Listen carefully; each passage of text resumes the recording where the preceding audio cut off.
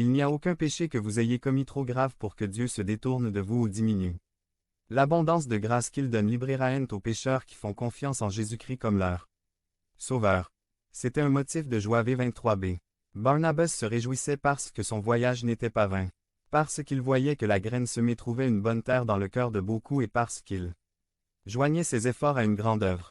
Il y a de la joie au ciel quand une personne accepte le salut, il y a de la joie sur terre quand on voit une personne prendre la décision la plus importante de sa vie en invitant le Christ à régner dans son cœur. Nous nous réjouissons les uns avec les autres dans l'amour fraternel, de voir émerger de nouveaux foyers parmi nos jeunes, de voir des foyers stables parce que les enseignements du Maître sont mis en pratique. La joie du Seigneur nous fortifie face à l'adversité et demeure en nous lorsque nous lui restons fidèles.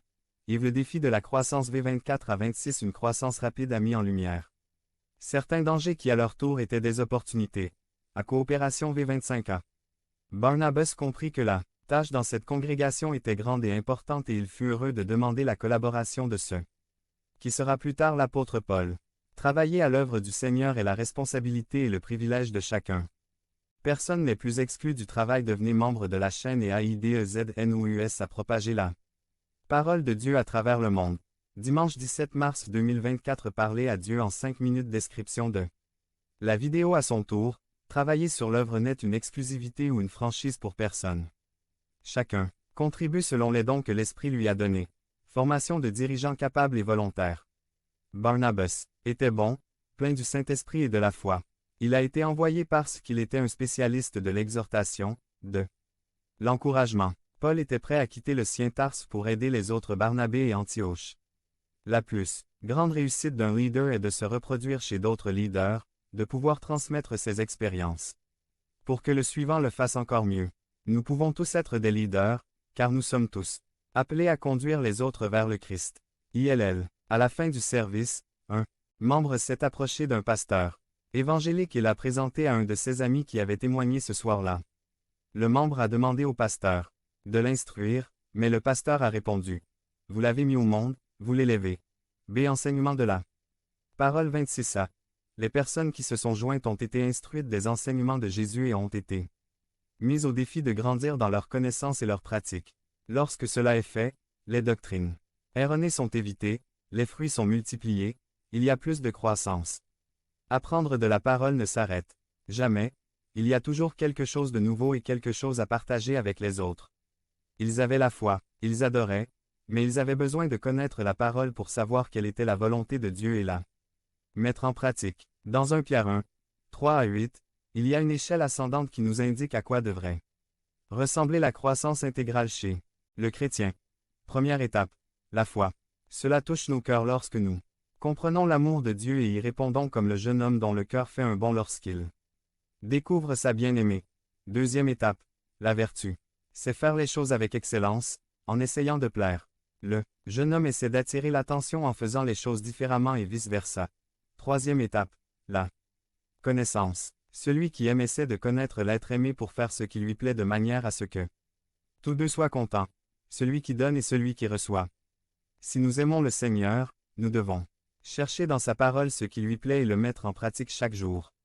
Celui-ci grandit pleinement. Si nous ne recherchons pas la connaissance du Seigneur, nous restons comme des enfants, très jolis et amicaux, mais impuissants et maladroits. Hébreux 5, 12 à 14. C'est être connu comme chrétien V26b. C'était un terme péjoratif avec lequel la population les décrivait. Chrétien signifie disciple, serviteur du Christ.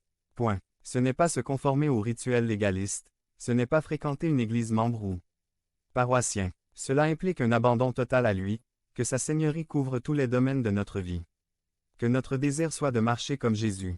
Le fait que nous soyons connus comme chrétiens est le plus grand défi et le plus grand honneur que nous puissions affronter ou recevoir aujourd'hui. Êtes-vous prêt à courir la course en gardant les yeux rivés sur Jésus et sur lui seul? V. Conclusion. Nous nous réjouissons que l'Église grandisse, que de nouvelles âmes viennent aux pieds du Seigneur, que la joie se perfectionne. Dans la mesure où nous grandissons aussi spirituellement par la connaissance et la pratique des enseignements de Jésus, devenez membre de la chaîne et aidez-nous à propager la parole de Dieu dans le monde entier. Dim 17 mars 2024. Si vous croyez en la puissance de Dieu, commentaire. 11 Noël et PAGANISM. Un résumé. Pour m'être opposé à certaines traditions de Noël, j'ai été critiqué par Josué Martinez Noël et PAGANISME.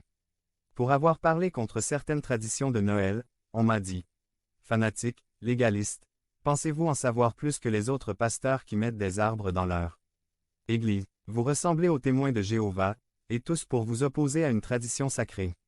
Si vous deviez enquêter dans une encyclopédie sérieuse, telle que l'Encyclopædia Britannica, sur le sujet origine et coutumes de Noël, savez-vous où l'Encyclopædia Britannica et d'autres encyclopédies sérieuses vous mèneraient? Dans les pays du nord de l'Europe, il y avait des fêtes dédiées aux dieux païens comme Yule. Cette fête païenne commençait le 16 décembre et se terminait le 25 décembre. Le centre de la fête était un pin décoré de pommes rouges et de noix peintes en jaune. Cet arbre représentait leur dieu Odin et les pommes et les noix représentaient les étoiles que ce dieu contrôlait. Dans le sud de l'Europe, on célébrait depuis l'Antiquité les Saturnales, qui étaient une fête dédiée au dieu Saturne. Il y avait de grandes fêtes, des échanges de cadeaux, où la musique, le vin et les dépravations sexuelles coulaient en torrents incontrôlables. Et savez-vous à quelle date ont été célébrées les Saturnales? Ils ont deviné, du 16 au 25 décembre. Mais l'origine la plus ancienne de l'arbre de Noël remonte à plus de 4000 ans et concerne Nimrod, roi de l'Empire babylonien, et son épouse Astarté ou Astaret, également connue sous le nom de Sémiramis. Et on pensait qu'elle était la reine des cieux. Junior 7, 18. Ils eurent un fils, Tammuz, conçu miraculeusement. Lorsqu'Astaret Sémiramis reçut un mystérieux éclair du ciel, c'est pourquoi Tammuz était connu comme le fils de Dieu, et Sémiramis la mère de Dieu. Un jour, Tammuz mourut alors qu'il était enfant, encore jeune. Sémiramis remarqua que le jour même de la mort de Tammuz, un pin apparaissait dans son jardin. Sémiramis répandit la nouvelle que Tammuz s'était réincarné dans l'arbre